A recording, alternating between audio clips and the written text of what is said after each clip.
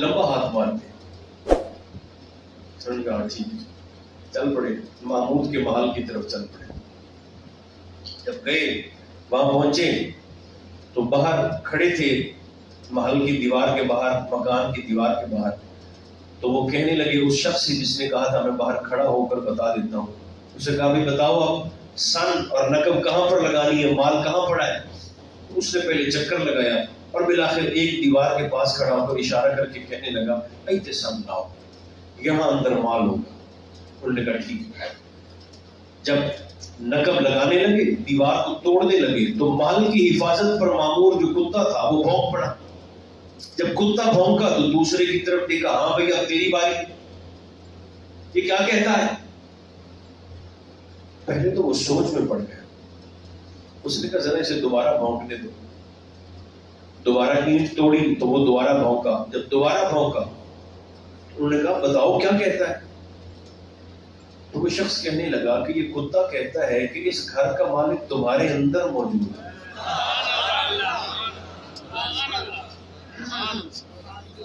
نگر تینوں آج مغالطہ لگ گئی ہے, آج تو تھڑک گئے. یہ کیسے ہو سکتا ہے, ہم تو 3-4 ماہر چور ہیں, گھر کا مالک بادشاہ وہ ہمارے اندر کیسے ہو سکتا ہے. آج تو بھول گیا, بچے گا وہ تو بھول گیا. خیر اندر گئے, مال لوٹا. مختصر کرتا ہوں, مال لوٹ کر جب واپس نکلے کٹڑی باندھ کر تو وہ تینوں جانے لگے. تو محمود نے کہا بھائی کہاں جا رہے ہو. انہوں نے کہا اپنے گھر جا رہے ہیں. تو محمود نے کہا میرا حصہ جو تھا. تو کہنے لگے یہ وقت صرف کام کا ہے, حصے بھی سے لینے ہو تو صبح آنا. اس وقت ہم حصے تقسیم نہیں کرتے, بس چوری کی اور نکل گئے. حصہ لینا ہو تو جا کے اب ہم سوئیں گے, آرام کریں گے, دوپہر کے وقت کل آنا حصہ مل جائے. محمود نے کہا میں نہ جان نہ پہچان, تو میں حصہ لینے کہاں پر آؤں, مجھے کوئی مکان بتاؤ, کوئی گھر بتاؤ, کوئی پتہ بتاؤ. تو ان تینوں نے اپنا محلہ بتایا کہ فلاں محلہ ہے, فلاں مکان ہے, یہ مکان کی نشانی ہے, کل آ جانا, چوتھا حصہ مل جائے. وہ تینوں چلے گئے. رات گزر گئی. اگلے دن محمود کا دربار سجا اور ایڈریس تو آپ کو پتا تھا. آپ نے اپنے حکومتی اہلکار بھیج کر حصہ تو کیا لینا تھا ان تینوں کو پکڑوا دیا. چوروں کو سوئے ہوئے تھے. جب محل میں آئے تو محمود کے سامنے کھڑے.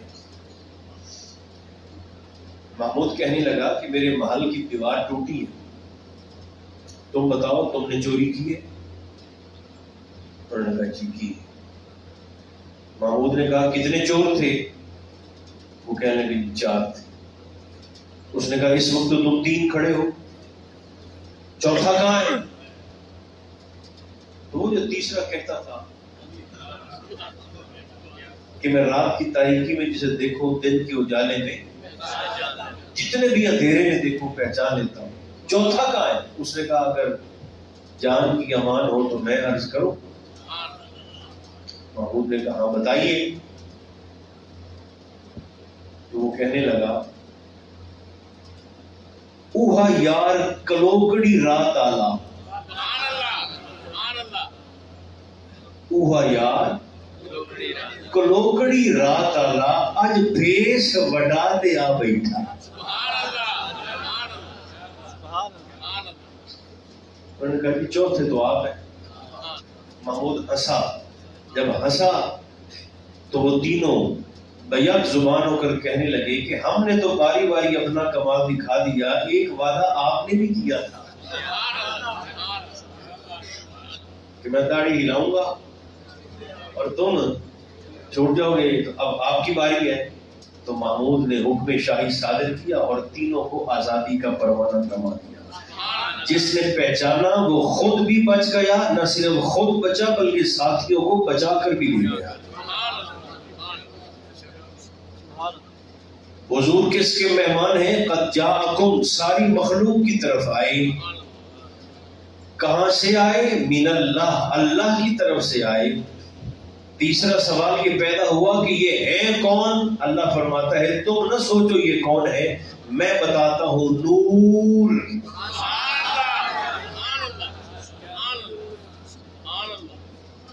یہ نور ہے. اکیلے ہیں یا ساتھ بھی کوئی ہے؟ فرمایا ساتھ بھی ہے. وَکِتَابٌ مُبِینٌ.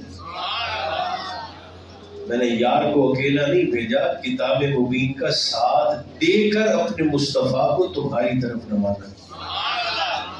تو نور کی اور کتاب مبین کی وضاحت پھر کبھی صحیح. تو ان چاروں سوالوں کا جواب اللہ کریم نے اسی ایک آیت میں ارشاد فرما دیا. تو بجا طور پر کہا جا سکتا ہے کہ اللہ نے اس آیت میں میلاد محمدی کو اس انداز سے بیان فرمایا، سرکار کی آمد کے ذکر کو اس اچھوتے اور منفرد انداز سے ارشاد فرمایا. رب ذوالجلال آپ کی اور میری حاضری کو قبول فرمائے. اب میں دعا کرتا ہوں ختم شریف، اس کے بعد کیونکہ جلدی ہے جانا ہے. اللہم صلی علی سیدنا و مولانا محمد وعلی آل سیدنا و مولانا محمد وبارک وسلم وسلم علیہ. رب ذوالجلال حاضری قبول فرما، تری دامن و رحمت و برکات خزینے عطا فرما. ان اتریا نسبتاں دا صدقہ رب ذوالجلال دین دنیا اول آخر ظاہر باطن دیا نعمتاں عطا فرما. اے پیارے اللہ کریم ساڈے گھراں وچ رزق وچ ایمان وچ اولاد وچ برکتاں عطا فرما. سرکار دی آمد پاک دے مہینے دا صدقہ ساڈی خطاواں معاف فرما. آپس وچ اتفاق، اتحاد، محبت، حسن سلوک دی توفیق عطا فرما. سارا خاتمہ ایمان تے فرما. وطن عزیز پاکستان دی خیر فرما. امت مصطفیٰ دے رحم فرما. صلی اللہ تعالی علی خیر خلقہ محمد و آلہ و اصحابہ